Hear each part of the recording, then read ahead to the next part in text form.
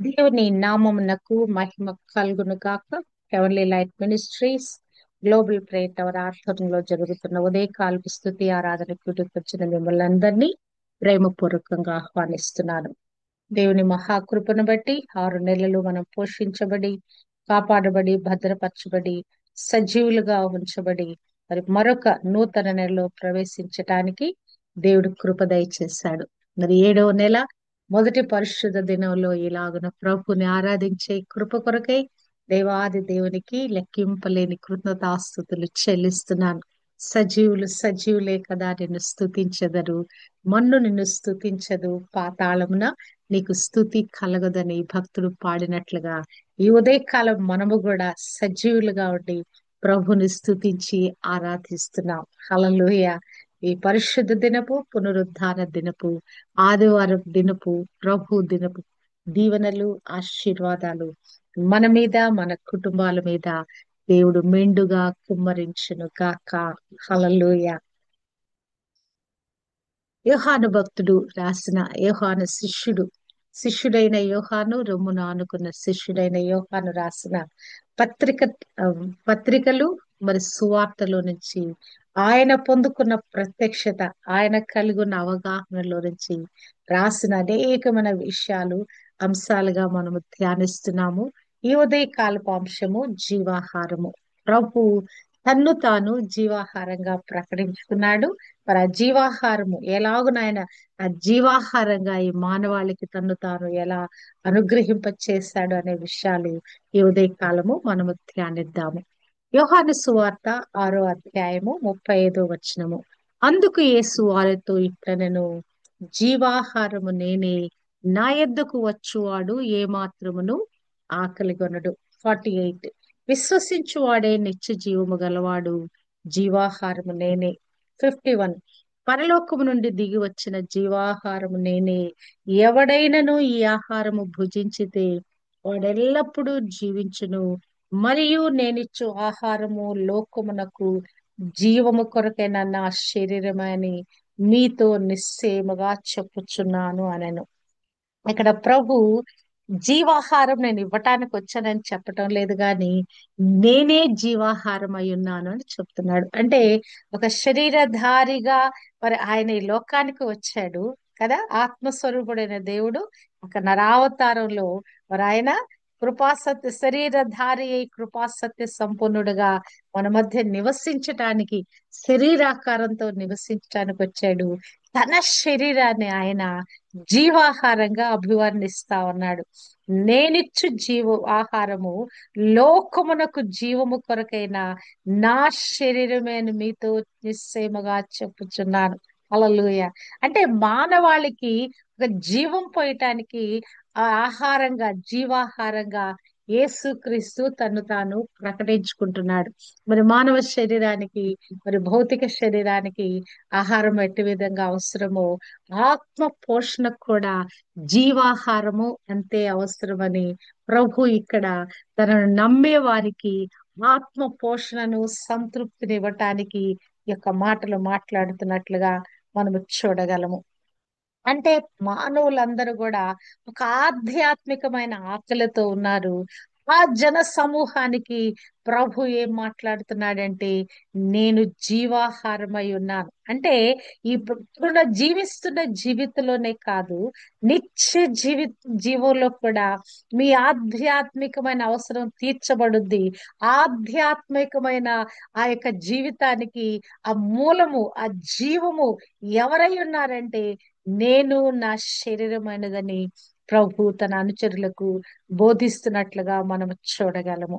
అంటే ఈ యొక్క మాట జీవపు ఆహారము, అంటే జీవాహారం అని ప్రభు తను తానుగా చెప్పుకున్నప్పుడు, మరి ఆయన చెప్తున్న మాటల్లో నన్ను తినేవాడు, లేకుంటే నా యొద్దకు వచ్చేవాడు ఏమాత్రమును ఆకలిగొనడు. అంటే ప్రభు తను తాను జీవాహారంగా ప్రకటిస్తున్నప్పుడు నా దగ్గరకు వచ్చేవాడు అంటే గనక నాలో నమ్మకం ఉంచేవాడు ఎన్నటికీ ఆకలితో ఉండడు. హల్లెలూయా.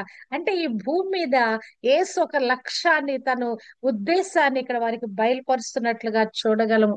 ఆయనపై విశ్వాసం ద్వారా మన జీవితాల్లో నిజమైన సంతృప్తిని, ఒక నెరవేర్పును మనము కనుగొనవచ్చునని ఇక్కడ ప్రభు చెప్తున్నట్లుగా మనము అర్థం చేసుకోవచ్చు. అసలు ఇక్కడ ఈ సందర్భం చూస్తే గనక, మరి అంతకు ముందు 6వ అధ్యాయంలో ఈ 35వ వచనంలో ఈ మాట రాయబడింది. కానీ మొదటి 14 వచనాలలో అక్కడ ఒక అద్భుతం జరిగింది. ఏంటంటే ఆ అద్భుతము, అక్కడ ప్రభు ఆ యొక్క మరి 5 రొట్టెలను 2 చేపలను ఒక అద్భుతంగా దాన్ని మల్టిప్లై చేసి 5,000 మందికి అక్కడ భోజనం పంచిపెట్టాడు కదా. అక్కడ అంతేకాదు, ఇంకేం చేశాడు, వారు తినగా, వారందరూ తిని తృప్తి చెందగా, 5,000 మంది పురుషులు, స్త్రీలు, మరి పిల్లలు అందరూ తినగా, మిగిలినటువంటి వాటిని ఏమీ నష్టపోకుండా మరి పోగు చేయమని చెప్తే 12 గంపలు నింపారంట. ఏది? 5 రొట్టెలు 2 చేపలు. 5,000 అంటే దాదాపు 10,000 మంది తిన్న తర్వాత మరి అక్కడ 12 గంపలు నింపి పెట్టారంట. ఇది చూచి ప్రజలు ప్రభుని వెంబడించడం ప్రారంభించారంట. ప్రభు ఎక్కడున్నాడని వెతుక్కుంటూ వెళుతున్నారట. ఆయన ఎక్కడో సముద్రపు అద్దనున్నా కూడా దూరలేసుకొని వెళ్ళిపోతా ఉన్నారట. ఆయన ఎక్కడున్నాడు ఎక్కడున్నాడని వెతుకుతున్నారంట. మానవునికి ఏం కావాలండి? అనుదినము ఆహారం కావాలి. ఆకలితో మరి అల్లాడిపోతాడు గనక, మరి అక్కడ ఉచితంగా ప్రభు ఆహారం పెడుతున్నాడు. ఎలా పెట్టాడు? మరి తృప్తిగా తిన్నారంట. అక్కడ వారందరూ తృప్తిగా తినిన తర్వాత ఏమీ నష్టపడకుండా మరలా ఒక 12 గంపల ఆహారం అక్కడ సిద్ధపరచబడింది. హల్లెలూయా. కనుక మనుషులు ఏం చేశారంటే, ఆ దినాల్లో ఉన్న జన సమూహాలు ప్రభు చేసిన ఈ అద్భుతాన్ని బట్టి ఆయన దగ్గరికి వెళితే ఆహారం దొరుకుతుందని వారు పరుగులెత్తి వెళ్తా ఉన్నప్పుడు ప్రభు చెప్తా ఉన్నాడు ఏమని? ఇదిగో జీవాలి. 6:27లో అంటాడు ప్రభు, ఇదిగో క్షయమైన ఆహారం కొరకు కష్టపడకుడు గాని నిత్య జీవము కలుగ చేయు అక్షయమైన ఆహారము కొరకే కష్టపడుడి. మనుష్య కుమారుడు దానిని మీకిచ్చును. ఇందుకై తండ్రి అయిన దేవుడు ఆయనకు ముద్ర వేసి ఉన్నాడని వారితో చెప్పాను. అంటే ఈ ఆహారము మీరు దేని కొరకు పరుగులెడుతున్నారంటే, మరి నేను ఏదైతే ఆహారాన్ని మల్టిప్లై చేశానో అదే ఆహారం అనుకుంటున్నారు. అదే మీకు తృప్తినిస్తుంది, అదే మీ జీవాన్ని మీకు నిరంతరము జీవిస్తుందని మీరు అనుకుంటున్నారు, భ్రమపడుతున్నారు. గాని మీరు దేని కొరకు కష్టపడాలంటే అక్షయమైన ఆహారం కొరకు కష్టపడండి. అది పొందుకోవడానికి మీరు ప్రయాసపడండి. ఇది ఇచ్చేవారు ఎవరంటే, నిత్య జీవము కలుగు చేసే అక్షయమైన ఆహారం ఎవరిస్తారంటే, మనుష్య కుమారుడు నేను మీకు ఈ నిత్య జీవాన్ని, ఈ యొక్క జీవ ఆహారము ద్వారా, నేనే శరీరముగా నేనే ఆహారంగా మార్చబడటం ద్వారా మీకు ఈ జీవాహారం ఇస్తానని చెప్పేసి ఇక్కడ మాట్లాడుతున్నాడు. ఇక్కడ జీవాహారంగా ప్రభు అక్కడ రొట్టెను అక్కడ మరి చూపించి చెప్తున్నట్లుగా మనము మరి అర్థం చేసుకోవచ్చు. ఇక్కడ ఇశ్రాయేల్ యొక్క ప్రాంతంలో మనం ఇక్కడ మనకు రైస్ ఎలానో, అక్కడ బియ్యం ఎలానో, అక్కడ రొట్టె, గోధుమలతో చేసే రొట్టె వారికి అనుదిన ప్రధాన ఆహారంగా ఉంది. అంటే ఆహారం అనేది మానవునికి, అది రొట్టె రూపంలో ఉన్నా లేకుంటే బియ్యము అన్నం రూపంలో ఉన్నా, అదొక ప్రాథమిక అవసరం కదా ఆహారం. మరి ఆకలి తీరటం అనేది, మరి మానవుడు ఆకలితో మరి ఉన్నప్పుడు ఏం చేస్తాడు? ఆహారం ఏదో ఒకటి తినాలని ఆశపడతాడు. అంటే ఈ యొక్క మానవాళికి ఈ యొక్క శారీరకమైన ఆహారం ఉన్నట్లే మానవునికి ఒక ఆధ్యాత్మిక అవసరం ఉందని ప్రభు ఇక్కడ నొక్కి చెప్తా ఉన్నాడు. తనను తాను జీవాహారంగా ఆయన వర్ణించుకోవటం ద్వారా, అంటే భౌహిక భౌతిక శరీరాన్ని మరి ఎలాగన ఆహారం ద్వారా మనం నిలబెట్టుకున్నప్పుడే మరి ప్రభు దగ్గరికి మనం వెళ్ళగలిగితే ఆయన ఆత్మను కూడా పోషిస్తాడని, ఇక్కడ ప్రభువుతో మనం ఈ యొక్క అనుబంధాన్ని మనం కలిగి ఉంటే గనక ఇక మనకి ఎప్పటికీ మరి ఆకలి ఉండదు. శాంతి సంతృప్తితో కలిగిన జీవితము దేవుడు మనకిస్తాడని కూడా ఈ వాక్యం సెలవిస్తున్నట్లుగా మనం చూడగలము. అంటే ఈ యొక్క 6వ అధ్యాయము 25 నుంచి 59 వరకు కూడా ప్రభువు జీవాహారం నేనే, మరి నా అనే ఈ మాటలు, మరి నా ఎద్దుకు వచ్చేవాడు ఎన్నడే ఆకలి కొనడు, ఎన్నడూ దప్పికొనడు, ఈ మాటలన్నీ చెప్తున్నప్పుడు అసలు ఆ గొప్ప సంభాషణ 6వ అధ్యాయం అంతా చదువుతున్నట్లుగా మనము చూడగలము. ప్రజలు ఇంకేమని మిస్అండర్స్టాండింగ్ చేసుకున్నారంటే, ఈయన ఒక రాజు, ఈయన ఇంత అద్భుతం చేశాడు గనక, ఇన్ని మరి యొక్క ఆహారాన్ని ఇంతగా అద్భుతంగా సృష్టించాడు గనక, మనము కనిపెడుతున్న మెస్సియా ఈయనే, మనం విమోచించే యొక్క రోమన్ ప్రభుత్వం నుంచి విమోచకుడు ఈయనని వాళ్ళు ఎదురు చూస్తా ఉన్నారు. 6:14-15లో చూస్తే మనుషులు యేసు చేసిన ఈ సూచక్రియను చూచి ఈ లోకమునకు రాబో ప్రవక్త ఈయనే అని చెప్పుకొనిరి. రాజుగా చేయుటకు వారు వచ్చి తన్ను బలవంతముగా పట్టుకొని పోవచ్చున్నారని యేసు ఎరిగి మరలా కొండకు ఒంటరిగా వెళ్ళెను. ఇక్కడ చూచినట్లయితే మనుషులందరూ ఏమనుకుంటున్నారంటే, ఇంత గొప్ప సూచక్రియ చేశాడు కదా, ఈయన ఈ లోకానికి రాబోయే ప్రవక్త, కాబట్టి ఈయన మనం హైలైట్ చేద్దాం, ఈయన ముందు వరుసలో పెడదాం, ఈయన గొప్ప చేద్దాము, ఈయన ఒక రాజుగా చేద్దాం అని వారందరూ అనుకుంటున్నారంట. అనుకుంటున్న వెంటనే ప్రభు అది ఆత్మలో గుర్తెరిగి అక్కడి నుంచి ఆయన తప్పించుకొని వెళ్ళిపోయి ఆయన ఒంటరిగా కొండకు వెళ్ళిపోయారంట. అంటే మానవులు మరి ఏది వారికి అప్పుడప్పుడు ఏది అవసరం ఉందో, అంటే ఈ భౌతికమైన అవసరం గురించి మానవుడు ఆలోచిస్తున్నాడు గాని మరి యొక్క ఆధ్యాత్మిక అవసరం గురించి మరి వాళ్ళు ఆలోచించట్లా. కానీ ప్రభు మరి శరీరానికి ఆహారం కంటే కూడా మానవుని యొక్క ఆత్మకు పోషణ అవసరమని తన్ను తాను ఇక్కడ ఆయన జీవాహారంగా మరి అభివర్ణించుకుంటున్నాడు. ఇక్కడ జీవాహారము అంటే క్రీస్తుకు చిహ్నంగా, bread is symbol of Christ. ఇక్కడ మనము చూసినట్లయితే క్రీస్తుకి రొట్టె లేకుంటే ఈ ఆహారము సాదృశ్యంగా ఉన్నట్లుగా మనము చూడగలము. అంటే యేసు మరి ఆహారం అనేది ఎవరికి అవసరం అండి? అందరికీ అవసరం. ఈ భూమి మీద పుట్టిన ప్రతి మానవునికి అవసరం. అంటే యేసు క్రీస్తు ప్రభు ఒక ధనవంతులకే కాదు, ఒక విలాసవంతమైన వ్యక్తులు మాత్రమే పొందుకునేవాడు కాదు. అందరికీ ఆహారం లేకుండా మనుషులు అందరూ ఎలాగున జీవించలేరు. ఆయన అందరికీ అందుబాటులో ఒక పోషకమైన ఆహారంగా, ఒక జీవాహారంగా అందుబాటులోకి వచ్చేసాడండి కదా.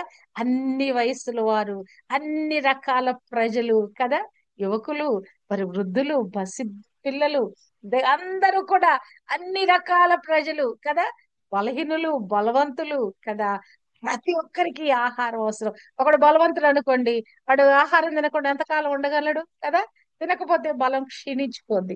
అవునా కదా. మరి పుట్టిన పసిబిడ్డ మరి కేకలు పెడుతుంది, దేని కొరకు? ఆహారంతో కేకలు పెడతా ఉంటది. ఆ పసిగుడ్డికి పుట్టిన వెంటనే ఏం చేస్తారు? శుభ్రం చేసి అంతా చేసినాక మరి ఆ నోట్లో ఆ పాలను తడి చేస్తా ఉంటారు, ఆ పెదవులు తడి చేస్తా ఉంటారు కదా. మరి అంటే ఏంటి?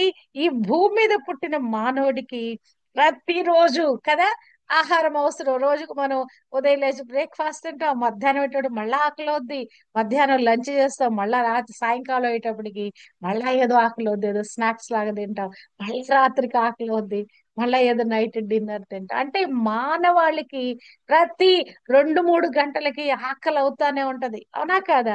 ఈ ఆకలి తీర్చుకోవటానికి, క్షుద్బాధ తీర్చుకోవటానికి, మనం ఏదో ఒకటి తినటానికి, ఆకలిని తీర్చటానికి మనం ప్రయత్నిస్తాం. అవునా కదా.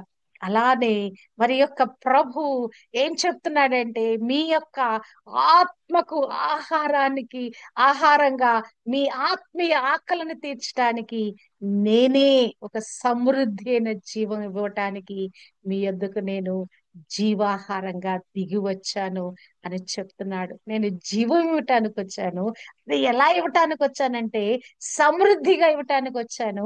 అది ఎలా ఇవ్వగలను అంటే గనక నా శరీరాన్ని మీకు ఆహారంగా అనుగ్రహించుట ద్వారా నేను ఇవ్వగలను అని చెప్పేసి ఇక్కడ ప్రభు తను తాను జీవాహారంగా ప్రకటించుకుంటున్నాడు. మానవునికి సాధారణంగా 3 రకాలైన ఆకళ్ళు ఉంటాయంట. అంటే ఒకటి నేచురల్ హంగర్, అంటే సాధారణంగా సర్వసాధారణంగా మనకు కలిగేటువంటి ఆకలి అంటే మరి వ్యక్తిగతంగా ఆ శరీరానికి కలిగే ఆకలి, మరి దానికి మరి ఆ పోషణ కొరకైన ఆకలి, లేకపోతే భావోద్వేగమైన ఆకలి కూడా మనకుంటది. మనలో ఆ ఆనందం, సంతోషం లేకుంటే మరి కొన్ని కొన్ని ఎమోషన్స్ ఉంటాయి కదా, మానసికమైన ఎమోషన్స్, తెలివి, బుద్ధి, జ్ఞానం, ఇవన్నీ కూడా కలిపి దీనిని నేచురల్ హంగర్ గా మరి అభివర్ణించారు. అన్యాచురల్ అంటే గనక ఈ దుర్వ్యసనాలు పాలైన వారు కదా, ఈ శరీర కార్యాలు, అది కూడా ఆకలి, దాని కూడా దాని వెనక మనుషులు పరిగెత్తుతారు. ఒక మద్యపానం గాని దేనికైనా ఒక వ్యసనానికి పాలైనప్పుడు దాని వైపు పరుగులెత్తు, అది కూడా ఒక ఆకలిగా వారిని ఏం చేస్తుందంటే అటువైపు ఈడుస్తా ఉంటది. మరి మూడోదిగా చూస్తే గనక సూపర్ న్యాచురల్ హంగర్, ఇదేంటంటే ఆధ్యాత్మికమైన ఆకలి. అంటే చాలా మంది మనుషులు ఈ ఆధ్యాత్మిక ఆకలితో, దప్పికతో మనుషులు చాలా ఎదురు చూస్తా ఉన్నారండి. వారి ఆత్మలు ఎదురు చూస్తా ఉన్నాయి. వారి ఆకలి తీర్చబట్టానికి, వారి దప్పిక తీర్చబట్టానికి ఈ మానవాళి ఎదురు చూస్తా ఉన్నది. కానీ మానవులందరూ ఎలా ఉన్నారంటే ఆధ్యాత్మికంగా చనిపోయి ఉన్నారు. అవునా కదా?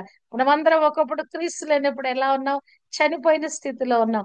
ఎఫెసీ 2:1 రాయబడినట్లుగా మీ అపరాధముల చేతను, పాపముల చేతను మీరు చచ్చిన వారై ఉండగా ఆయన మిమ్మల్ని క్రీస్తుతో కూడా బ్రతికించును. అంటే ఈ యొక్క అంటే మానవుని యొక్క స్థితి ఎలా ఉందంటే ప్రభువుని అంగీకరించక ముందు ఈ యొక్క అపరాధములు, పాపముల చేత ఏమైపోయాడు?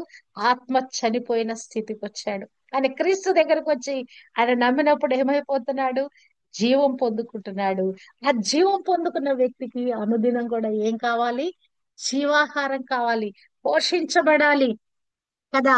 ప్రభు తను తాను వారిని తృప్తిపరచడానికి ఆయన వారున్నటువంటి ఆ యొక్క అపరాధములో నుంచి, పాపములో నుంచి వారిని క్షమించి తన దగ్గరకు తీసుకున్న తర్వాత ఆయన ఏం చేస్తున్నాడంటే అనుదినము జీవాహారం చేత పోషిస్తున్నాడండి. అబ్బా చూడండి, దేవుని యొక్క కృప చూడండి. ఆయన ఆయనలో పుట్టిన వ్యక్తులను ఆయన ఒట్టిగా మరి ఇక వదిలిపెట్టేయటం లేదు కదా. మన పుట్టిన పసిగుడ్డలను ఇక చక్కగా పొదిగి పట్టుకొని వాళ్ళకి ఏదో ఒక విధంగా పాలు తాపించడానికి ప్రయత్నిస్తాం. అవునా కదా? తల్లికి పాలు ఇవ్వడానికి అలవాటు పడేంత వరకు కూడా వాడి ఆకలి తీర్చడానికి ఏదో ఒక విధంగా రకరకాలుగా మనం ప్రయాసపడతాం. ప్రభు అయితే తాను శరీరంగా తన శరీరాన్ని మనకు జీవాహారంగా ఇస్తున్నట్లుగా మనము చూడగలము. అంటే ఈ జీవాహారము ద్వారా మానవుని యొక్క ఆత్మ సంతృప్తి చెందుతుందని ప్రభు చెప్తున్నాడు. అంటే ఏదొక బహిరంగ ఆహ్వానంగా ప్రభు అందరికీ ప్రకటన చేస్తా ఉన్నాడు ప్రపంచంలో ఉన్న మానవాళి యావత్తుకు. ఇదిగో రండి, నా యొద్దకు వచ్చువాడు ఇదిగో ఏ మాత్రమును ఆకలి కొనడు, నేనే జీవాహారము, రండి అని మానవాళి యావత్తు కూడా ఆయనకు పిలిపిస్తా ఉన్నాడు కదా. నా దగ్గరికి వచ్చే ప్రతి వారు, అంటే యేసు దగ్గరికి ఈ మానవాళి ప్రతి ఒక్కరూ రావాలని అంటే మన హృదయాలలో, మన మనస్సులతో ఆయనను వెదకటం, ఆయన మన అవసరాలను, ఆధ్యాత్మిక అవసరాలను తీర్చగలనని ఆయన సామర్థ్యంపై మనం నమ్మకం ఉంచాలని ప్రభు కోరుకుంటున్నాడు. ఈ ఆహ్వానము అందరికీ, ఈ మానవాళి యావత్తికి కూడా అందరికీ అందుబాటులో మరి ఆయన చేతులు చాచి పిలుస్తా ఉన్నాడు. జీవాహారము లేని నా యొద్దకు రండి, నా యొద్దకు వస్తే ఇక మీకు ఆకలి దప్పులుండవు, నా యొద్దకు వచ్చి నన్ను మీరు పొందుకోండి ప్రభు ఇక్కడ పిలుస్తా ఉన్నాడు కదా. మరి లోకంలో మానవునికి కూడా నీతిగా జీవించాలని ఒక తపన ఉంటదండి. ఒకవైపు రెండు మనసులు ఉంటాయి, నీతిగా జీవించాలని ఒక తపన ఉంటది. మత్తయి సువార్త 5:6 నీతి కొరకు ఆకలి దప్పులు గలవారు ధన్యులు, వారు తృప్తిపరచబడదురు. ఎప్పుడైతే ఈ నీతి కొరకు మనం ఆకలి దప్పులు కలిగి ఉంటామో దేవుడు నిశ్చయంగా మన ఆత్మను తృప్తిపరుస్తాడండి. ఈ యొక్క సన్మార్గంలో, ఇక ప్రభు మార్గంలో, అనుదినము ఆయన వెంబడిస్తున్న మార్గంలో, ఆయన వాక్యపు మార్గంలో మనం నడుస్తా ఉంటే నిశ్చయంగా మన యొక్క ఆకలి దప్పిక ప్రభు కొరకు జీవించాలని ఒక తపన మనలో తీర్చబడుద్దండి. అవునా కాదా? ఈ లోకంలో ఇంకా దేని ద్వారా మన ఆత్మ సంతృప్తి నొందదు. ప్రభువుతో అనుబంధంలోనే మన ఆత్మకి ఒక తృప్తి కలిగినట్లుగా, అవునా కాదా? ఆ వాక్యము చదువుతా ఉంటే ఆ వాక్యము మన ఆకలిని తీరుస్తున్నట్లుగా కదా. స్తుతి ఆరాధన చేస్తుంటే, ప్రార్థన చేస్తా ఉంటే అంటే మనలో ఆకలి తీర్చబడుతున్నట్లుగా, ఒక దాహం తీర్చబడుతున్నట్లుగా అనుభవం మనకు కలుగుద్ది. ఒక సంతృప్తి అయిన ఆ యొక్క దానిలోకి మనం వెళ్తాము, అవునా కదా? మరి ఇది ఆయన సన్నిధిలో కూర్చున్నప్పుడు కలిగే అనుభవం అది కదా. ఒక నెమ్మది, శాంతి, ఒక సంతృప్తి కలిగిన అనుభవంలో నుంచి, ఆయన సన్నిధిలో నుంచి బయటికి వెళ్తాం. ఎంత భారమైన హృదయం ఉండి వెళ్ళినా కూడా ఆ హృదంతా తేలికైపోయి ఒక ఒక చప్పరానటువంటి ఆ మధురమైన భావనతో మనం దేవుని సన్నిధిలో నుంచి బయటకు వస్తాం. ఒక సంతృప్తి అయిన భావనతో. అంటే ప్రభు ఇక్కడ తన్ను తాను జీవాహారంగా ప్రకటించుకున్నప్పుడు, అంటే సామాన్య మానవులను శాశ్వతత్వం వరకు కూడా ఆ ఈ యొక్క ఆహారము ఒక పోషకాహారంగా మనుషులని శాశ్వతత్వం వరకు కూడా నిలబెట్టగలిగిన పోషకాహారంగా మనం అనుకోవచ్చు. అంతే ప్రభువులో ఉన్న గొప్ప సంతృప్తి ఏంటంటే, ఆ యొక్క పితరులు ఇశ్రాయేలీయులు మన్నాను పొందుకున్నారు కదా. మరి పరలోకం నుంచి ఆ మన్నా కురిపించబడింది. 40 సంవత్సరాలు వాళ్ళు కనానులో ప్రవేశించేంత వరకు కూడా ఇక మన్నాను తిన్నారు. ప్రభు ఇక్కడ అంటున్నాడు, పితరులు మన్నాను తిన్నా కూడా వారు చనిపోయారు కదా. నిర్గమకాండం 16:35లో మరి వాళ్ళు 40 సంవత్సరాలు మన్నాను తిరుచూనే ఉండిరి. వారు కనాను దేశపు పొలిమేరలు చేరు వరకు మన్నాను తినిరి. దాదాపు 40 సంవత్సరాలు వారు తిన్నారు. కానీ కానీ మరలా ఏమైపోయింది? అది అయిపోయింది. అది క్షయమైపోయే ఆహారంగా అయిపోయింది. వారు అనుదినం తిన్నారు కదా. ఒక దినం తిని దాన్ని మళ్ళా సమకూర్చుకుందామని రేపటిది కూడా ఈ రోజు తెచ్చి పెట్టుకుందాం అంటే అది కంపు కొట్టింది కదా. ఏ దినానికి ఆ దినం వారికి మన్నా అనుగ్రహించబడింది. కానీ ఈ జీవాహారము పాడైపోయేది కాదు. ఇది అక్షయమైన ఆహారము కదా, సంతృప్తినిచ్చే ఆహారము అని ప్రభు మాట్లాడుతున్నాడు. 6:57-58లో అంటాడు ప్రభు, జీవమగల తండ్రి నన్ను పంపెను గనక నేను తండ్రి మూలముగా జీవించుచున్నట్టే నన్ను తినువాడును నా మూలముగా జీవించును. ఇదే పరలోకము నుండి దిగి వచ్చిన ఆహారము. పితరులు మన్నాను తినియు చనిపోయినట్టు కాదు, ఈ ఆహారము తినువాడు ఎల్లప్పుడూ జీవించునని నిశ్చయముగా మీతో చెప్పుచున్నాను. అబ్బా ప్రభు కొన్ని మాటలు ఎంత నిశ్చయంగా చెప్తాడంటే, ఈ ఆహారాన్ని తినేవాడు, ఈ జీవాహారమైన నన్ను తినేవాడు, ఈ జీవాహారమైన వాక్యాన్ని తినేవాడు, ఈ జీవాహారమైన నాలో మరి జీవించేవాడు, నన్ను పొందుకునేవాడు, నన్ను వెదుకువాడు, నన్ను విశ్వసించేవాడు, వాడు ఎలా ఉంటాడట? ఎల్లప్పుడూ జీవించును. నా మూలముగా వాడు జీవిస్తాడు. నన్ను తినువాడు నా మూలముగా జీవించును. హల్లెలూయా. ప్రభువుని మనం నిజంగా మరి ఈ యొక్క ఈ జీవ ఈ జీవాన్ని పొందుకోవాలని దేవుడు మరి మనతో మాట్లాడుతున్నాడు. మరి పితరులకి ఆహారం మన్నా అనుగ్రహించబడింది. వారి పితరులు అరణ్యములో తిన్నారు. కానీ ఇదిగో మరి మీకైతే నేనే ప్రత్యక్షంగా జీవాహారంగా వచ్చానని చెప్తున్నాడు. 32 నుంచి చూస్తే గనక, పరలోకము నుండి వచ్చే ఆహారము మోషే మీకు ఇయ్యలేదు, నా తండ్రియే పరలోకము నుండి వచ్చు నిజమైన ఆహారము మీకు అనుగ్రహించుచున్నాడు. పితరులు మన్నా తిన్నారు. ఎలా తిన్నారు? వారు అక్కడ మోషే సారథ్యంలో వారందరూ నడుస్తా ఉన్నారు. అక్కడ మన్నా కురిపించబడింది. అది కాదు, ఆహారం కాదు. నేను మోషే ఇచ్చిన ఆహారం కాదు, నేను యేసుగా పరలోకము నుండి తండ్రి యొద్ద నుంచి బయలుదేరి వచ్చిన నిజమైన ఆహారంగా నన్ను నేను మీకు అనుగ్రహింప చేసుకుంటున్నాను. పరలోకము నుండి దిగి వచ్చి లోకమునకు జీవమునిచ్చినది దేవుడు అనుగ్రహించు ఆహారమైనదని మీతో నిశ్చయముగా చెప్పుచున్నాను. నేను జీవాహారంగా నేను పరలోకం నుండి దిగి వచ్చాను. నేనే మీకు అనుగ్రహింప చేస్తున్నాను. దేవుడు అనుగ్రహించే ఆహారము పరలోకపు మన్నా. మరి ఇది మామూలు మన్నా కాదు, అక్షయమైపోయే మన్నా కాదు. ఇది పరలోకం నుండి వచ్చిన దేవుడు అనుగ్రహించిన జీవాహారమైనది, లోకమునకు జీవము అనుగ్రహింప చేసే జీవాహారమైనదని. అంటే ప్రజలు అంటున్నారు, ప్రభువా ఈ ఆహారం ఎల్లప్పుడూ మాకు అనుగ్రహించమన్నారు. కానీ ఆయన వెంబడించమంటే ఇక శరీరాన్ని తిని రక్తము త్రాగువాడే నిత్య జీవానికి వెళతారంటే అందరూ వెనక్కి వెళ్ళిపోయారంటండి. అప్పటి వరకు ఒక జన సమూహాలు ప్రభును వెంబడిస్తున్నారంట. ప్రభు ఈ మాటలు చెప్పగానే దాదాపు అందరూ వెళ్ళిపోయారట. అంటే మానవులు ఆ యొక్క తమ ఎద్దుకు వచ్చిన నిత్య జీవమైన ఆ జీవాహారాన్ని తృణీకరించేస్తున్నారండి. అవునా కాదా? కదా. ఎదుగో ప్రభు గురించిన ప్రకటన చేసి స్వార్థ ప్రకటిస్తా ఉంటే ప్రజలకు అర్థం కావట్లా. ఆ జీవాహారం గురించి, జీవ ప్రదాత అయిన ప్రభు గురించి, ఆ జీవానికి, నిత్య జీవానికి, మోక్షానికి తీసుకుని వెళ్ళే ఆ ప్రభు గురించి ప్రకటిస్తా ఉంటే మానవాళికి అర్థం కావట్లేదు. కానీ వాళ్ళు ఏం చేస్తా ఉన్నారు? తృణీకరిస్తా ఉన్నారు. ఆ దినాలలో ఉన్న జన సమూహం కూడా మరి ప్రభుని వదిలిపెట్టి వెళ్ళిపోయారంట. హల్లెలూయా, హల్లెలూయా.